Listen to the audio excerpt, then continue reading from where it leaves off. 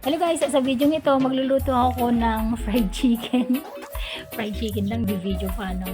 So sa fried chicken na to, first time ko maglagay ng egg kasi usually kinukoat ko lang siya ng breading mix.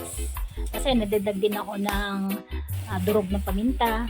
Tapos syempre nilamas-lamas ko para mag-mix yung egg at saka yung flour or yung breading mix dun sa chicken. Yun na yan. Tapos rest ko muna ng ilang minuto bago ko pinrito. Tapos ayan, pinrito ko na. So isa-isa kong nilagay. Dalawa lang yan kasi malit na yung aking kawali. Tapos napasigaw pa nga ako dito kasi tumilamsik. Ayan o. Nakakatakot magprito pero ayos lang. Tapos ayan na, golden brown na. So ready to serve na. Okay na sa akin yung pagkakaprito na. Tapos inaris ko na siya sa kawali at nilipat ko na siya sa pinggan. So pwede na yan sa amin. Ready to eat na kami dyan. Salamat sa panonood. Hanggang sa susunod kong video. Bye!